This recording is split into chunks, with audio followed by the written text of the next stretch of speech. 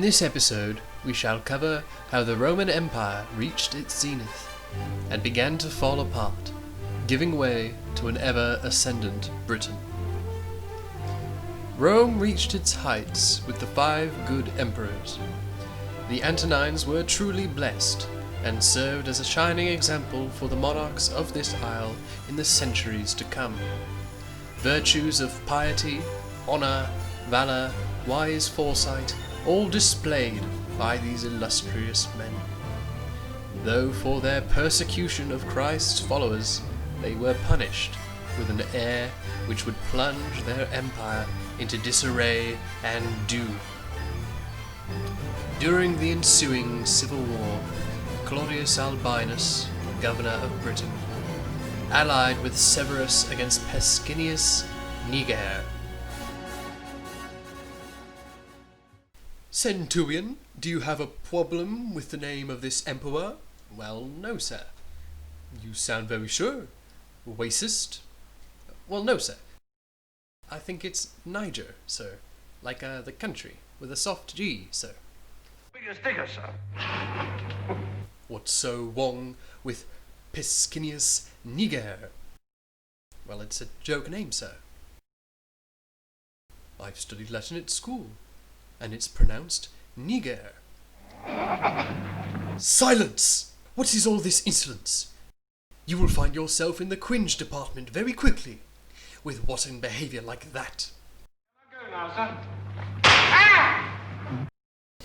Claudius was proclaimed emperor by legions in Britain and Hispania.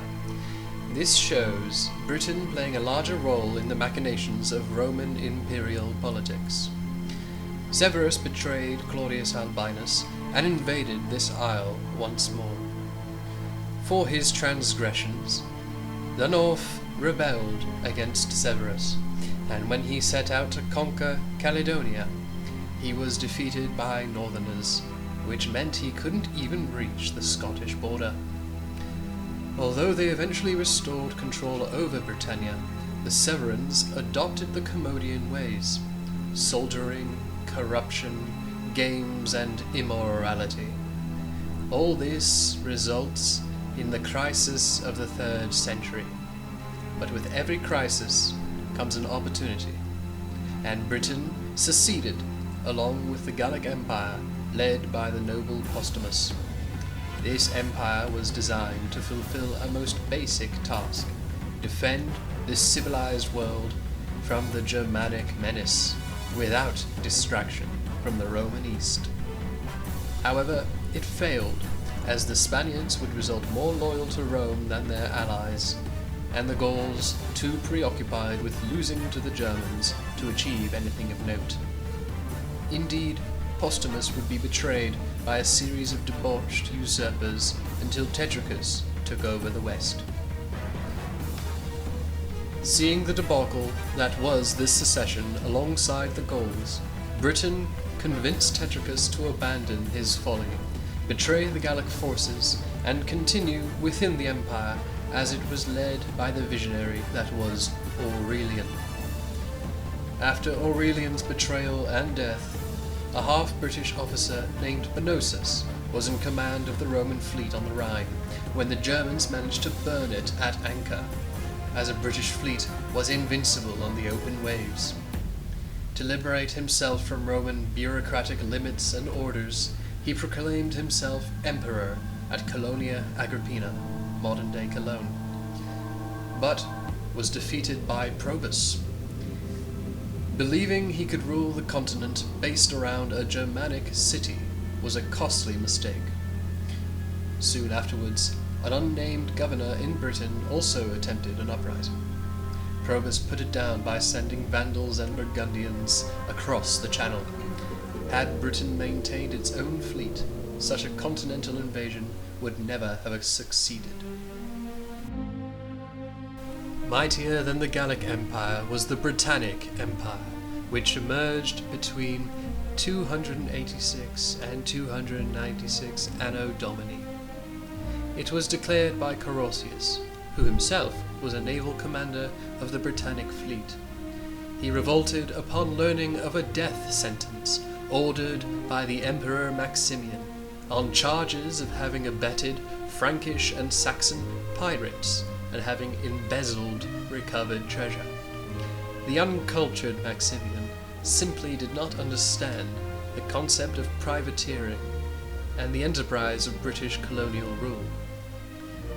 Carausius consolidated control over Tota Britannia and some of northern Gaul, while Maximian faffed about on the continent. An invasion in 288 failed, which the Romans claim was due to weather, as if their fleet was some kind of invincible armada. Imagine that. An uneasy peace ensued, with Carausius issuing coins and inviting official recognition. Carausius was given the honorific titles Restitutor Britanniae and Genius Britanniae. In 293, fearing his own life, Maximian sent the junior emperor Constantius Chlorus in his stead to try and recover the independent British land. Chlorus besieged the rebel port of Gesoriacum by land and sea. After it fell, Constantius attacked Carausius's other Gallic holdings and Frankish allies. During this chaos, Carausius was usurped by his treasurer, Electus. A Praetorian prefect managed to land an invasion fleet due to a fog, which was sent as divine punishment for Electus's treachery, and defeated him in a land battle. He who lives for gold dies by iron. This test of faith, failed by Electus, demonstrates that Britain was not yet prepared to defend its coasts and people alone against the evils of this world. Tyranny and treason must be purged before Britain could achieve its godly and moral destiny. Indeed, Diocletian's reforms granted great benefits to the future structuring of British society and politics, separating military and civilian administrative powers and creating effective dioceses for rule. Constantius Chlorus would die in these isles, as he restored order to the north in 306. Thus, in the holy city of York, a prodigy was created, Constantine. From the green hills and pastures of Yorkshire was created the most blessed and godly emperor to bless the Roman Empire.